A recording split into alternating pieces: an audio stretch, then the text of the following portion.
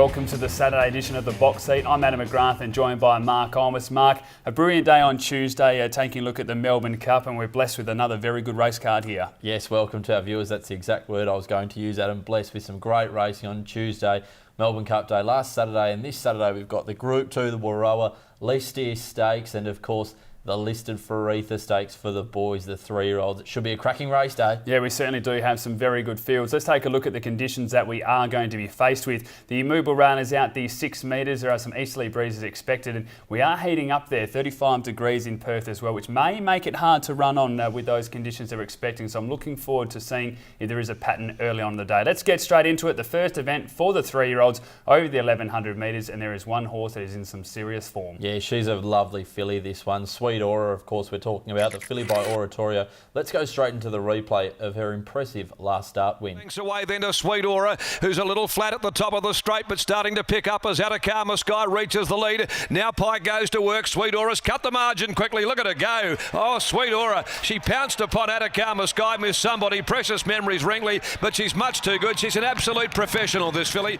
She just keeps finding a way, doesn't she? A really nice performance there. The start before, she was obviously beaten by a half length, but the race just didn't pan out. But in this race, I thought she might have been in a little bit of trouble with some nice types like Precious Memories and where she was going to get through running. But William Pike was just able to dig her out of the gates, get her a little bit closer, and then she showed that turn of foot again. I go through this race and I see some nice types. I think they're all horses that will win a Saturday race, but you just can't find reasons to not have her on top. It's, you know, I think we can be optimistic and say, well, Badger Courage with the blinkers on can run a race. The Parnham runners are in good form, and so is Neville Parnham and the team there. Diamond Princess gets a weight swing when they met her back 4 starts ago, not from last start.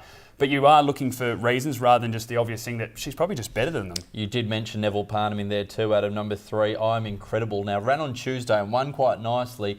He says that the horse is quite well and is a likely chance of backing up this Saturday. And of course, number 7, Fairy Whisper, another one from Neville Parnham. Stephen Parnham riding this one. I really liked her getting home at Northam last start. I think she's a serious player in this. She'll drop out the back and she'll be finishing off strongly. Yeah, I think both are very good runners here. I'm Incredible was dug out of the gates on that occasion and was able to win nicely over Belter. From barrier 4 with not a lot of speed in this race, should find the lead quite comfortable, which I think will be the key. And that backup I don't mind as well. And FAERIE Whisper, as you mentioned, really nice victory at Northam last start, winning by 2.5 lengths. The form lines before that are on Saha are good enough as well, beaten 3 lengths. So I think she certainly has to be in consideration, especially with the way the Parnham stable's going. But look, I'm going to play it safe and go with number 1, Sweet Aura. From 6, Badger Courage, 3, I'm Incredible, and 7, FAERIE Whisper. I'm going with the 7, Adam. We'll open up at around double figure odds. FAERIE Whisper from the Neville Parnham yard. The team's flying there. 1, Sweet Aura, 6, Badge of Courage, and 2, Stored Image.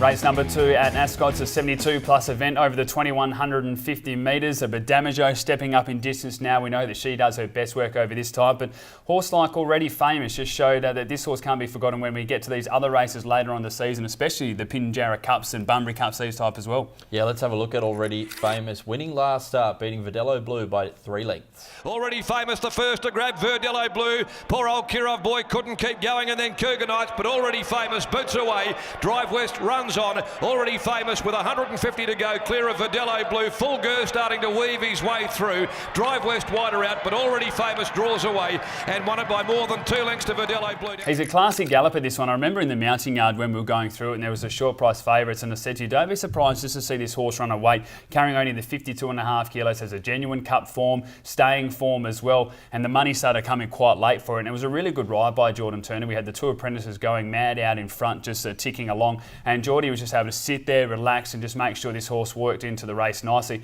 Top of the straight, there was only one horse that could win. The rest were under the whip trying to keep up. Already Famous was just cruising. Now it goes up in weight, but it's had 7 runs at the track in distance and never finished outside the top 3. Just loves this type of trip, and I think again with the speed in the race from VERDELLO Blue and also BEDAMIJO, it should get in a lovely spot. I think it can definitely play a part. There's one thing I like and one thing I don't like about the win. Drew away by 3 lengths and won impressively, but these staying races, they all seem to take turns, so it could be someone else's turn today, including the likes of number 1, BEDAMIJO. Of course, she's a 2-time listed winner.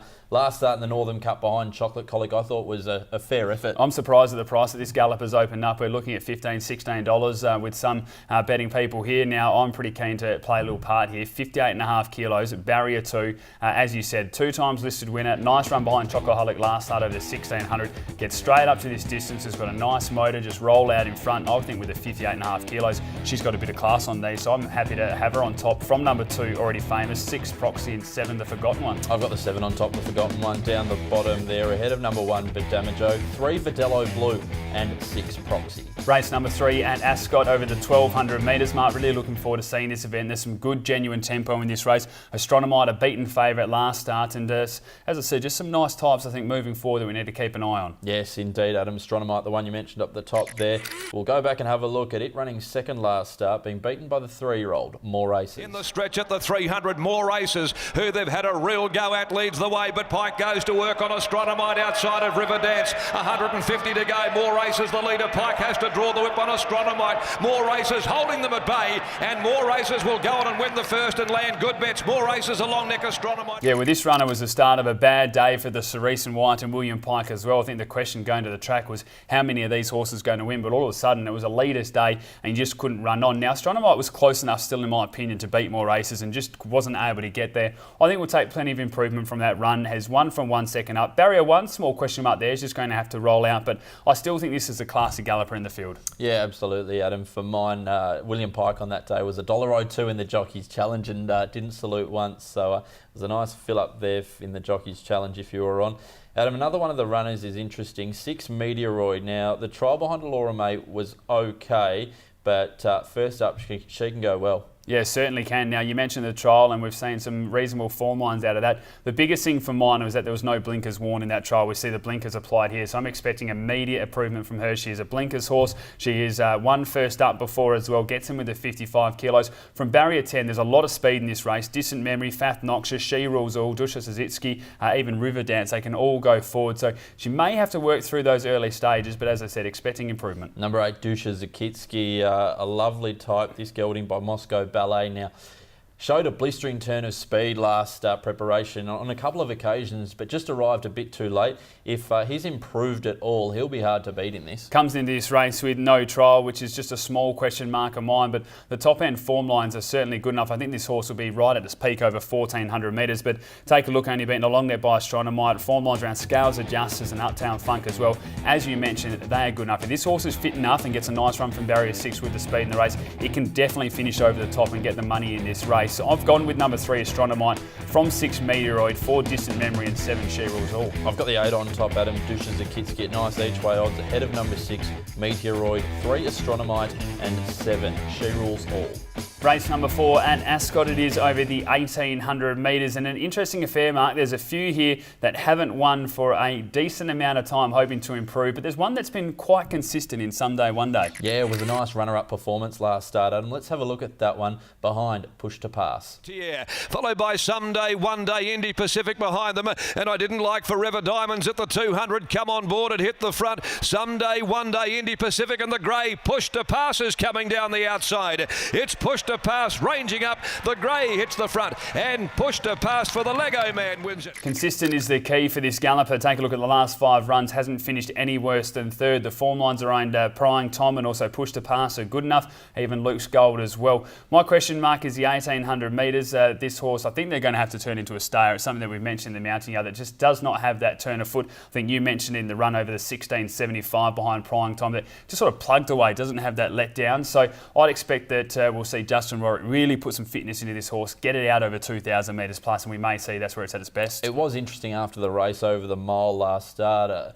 We asked Justin after the race whether he'll make a stayer out of it, and he said maybe next preparation, but they've gone to the 1,800 metres here, which I think is a good sign. William Pike's on, so ticks all the boxes. Adam, another runner at the top there, confusing, running the Boulder Cup 3 starts ago. Hasn't been at his best this preparation, but that track and distance record cannot be ignored. No, it hasn't been at his best, but I'm happy to take the $26 here and have it on top. You only have to take a look at that track and distance record that you mentioned. 7 attempts, 3 victories and 2 seconds. Carries a 57.5 kilos here with a claim to Jordan Turner and gets out from barrier 3. Now, there's no speed in this race other than Bowler DOOSRA, so it's going to be able to sit just behind them there. You only have to go up 4 runs ago, beaten 0.8 lengths by Falcon Crest. Falcon Crest had beat these horses by 10 lengths, so if Confusing can be anywhere near its best, it just wins this race. The question mark is it? It was beaten 18 lengths by Fathoms of Gold 2 starts ago, beaten 10 lengths of Scars of Justice last start, but as I mentioned, those form lines are much tougher with the claim, the draw, the way this race perhaps out, I'm happy to have it as each-way odds. And you're having that one on top, Adam? Definitely going to have it on top. Number 1, Confusing, from 4, Bomber Bay, 6, Someday One Day, and 2, Magic Rocket. I'm going with the 6 on top, Adam. Someday One Day, the replay horse, ahead of the 2,